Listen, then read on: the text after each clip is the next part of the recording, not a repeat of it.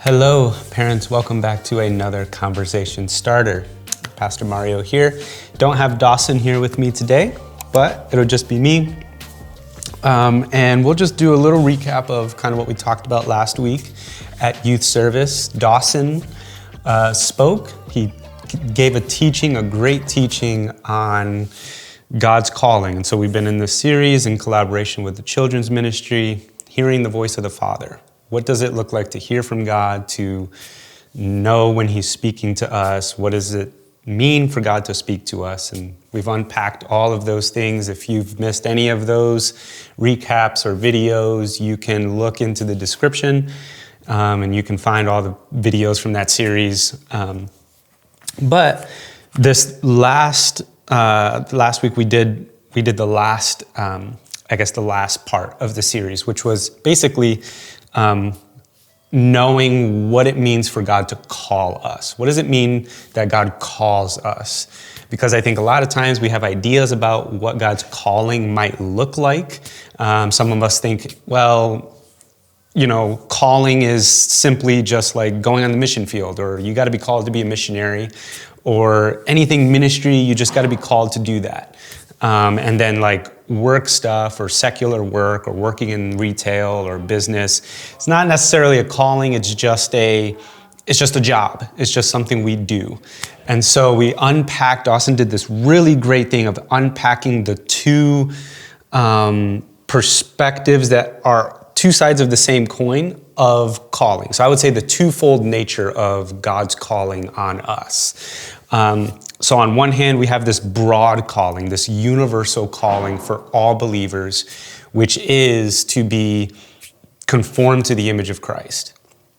That we are to be conformed to the image of Christ, we are to be continually made holy, and in that we should be witnesses. And Dawson quoted Acts chapter 1, verse 8, which is the memory verse that we've all been going through as a church, right? You will receive power when the Holy Spirit comes upon you, and you will be my witnesses in all of Jerusalem, Judea, Samaria, and to the ends of the earth.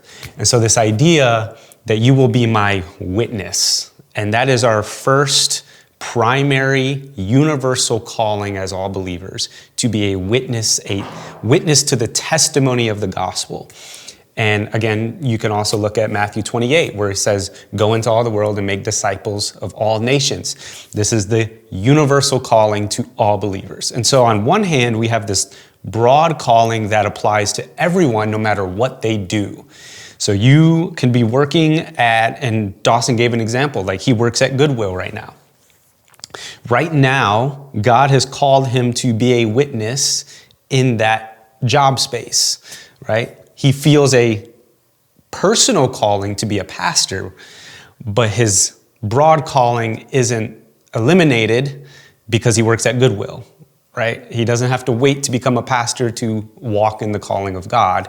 And so that's the idea of the broad calling, is it applies to no matter where you are. Whatever you're doing at school, whatever job you have, it applies to you as a believer, no matter the circumstance. And it is always in effect. So you have the broad calling, and then you have the personal calling that God gives us as His believers to like different spaces to fulfill the broad calling. So for some of us, and I'll give an example for me, God has called me to be a pastor.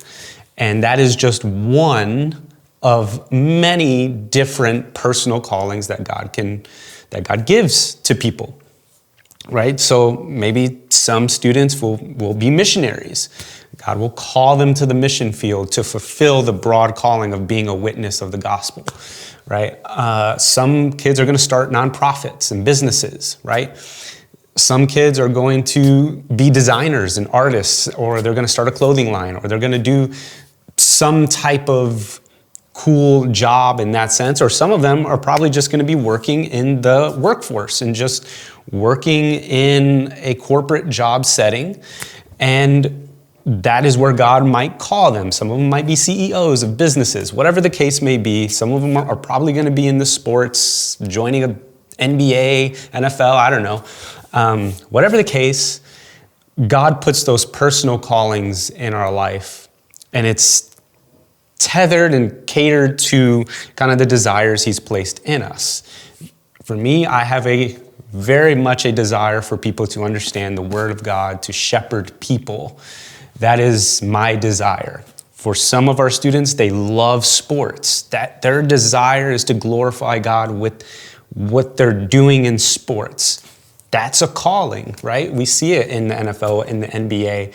Multiple people are believers fulfilling the broad calling in that space, in their personal calling. And so Dawson did a great job in highlighting the difference between that and how that applies to the student's life, what that looks like. Because I think it can be discouraging if you don't have that full view where it's like, okay, some people are called to be in ministry and everyone else is just working. Everyone is not necessarily called, they're just doing their stuff. And that's very discouraging because not everyone is called to ministry. And I would say that most people are not called to ministry. Most people are called to be a witness in the world, in the job force, in the secular setting. And that's where a lot of the fruit honestly happens. And so I think Dawson did a great job in highlighting those things. But for you parents, in ending the series, I would just want to give you one question and something to read with your student, mostly to just get them thinking about like, okay, as a student, God has called me to be a student right now. Like he has called your teenager to be a student and to do that well. And that is the personal calling on their life as of right now. And they're to do it in the space to fulfill the broad calling, that they can be a testimony, a witness to the testimony of the gospel in that space of school, even though it's boring, even though it's not the most enjoyable place right now. So parents, how can you begin to get your student to think of their experience at school as not just something that they have to do because they're a teenager, but it is a very, very intentional opportunity given by God to fulfill the broad calling, to walk in the broad calling of looking like Jesus, testifying Jesus, being a witness of his work and his goodness and his hope. How can you begin to talk with your student to get them to see that in that way? I think a great passage for this is to, I would honestly say, look at Acts chapter 19. In Acts chapter 19, I believe it's 19. I'll fact check, and if it's wrong, the correct verse will be on the screen. But in Acts chapter 19, you have Paul, God has called him to be a missionary. He is a missionary, and he is like teaching Gentile, non-Jewish people about Jesus. And that is what God has called him to. But in chapter 19, you see that Paul is making tents. He is just building tents and he's making tents, and he is just doing this what seems to be a very mundane job, very blue-collar job, just this is what people did, at that time. It was actually a very lucrative job in some spaces, but it's not necessarily preaching. It's not necessarily ministry in the sense that we like to think of it. But Paul did this, and he also went around and told people about Jesus and encouraged people, taught people, raised up leaders, all while being in this space of tent building. And so you can look at that and see, okay, you're called to be in school right now, but God can use that calling of being in school as an opportunity to fulfill the broad calling.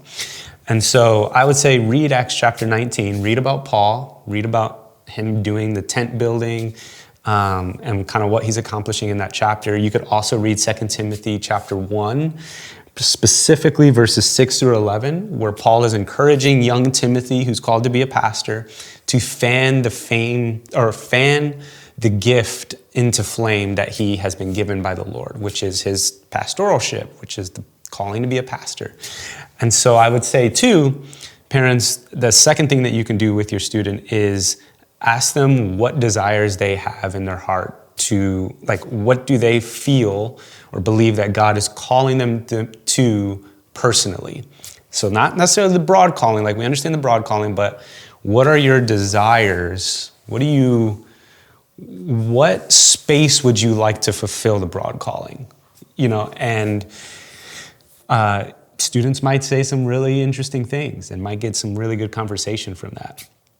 So I'd say Acts chapter 19, 2 Timothy chapter 1, specifically verses 6 through 11, and then just ask your student, what space would you like to fulfill the broad calling? What personal calling do you think God is calling you to?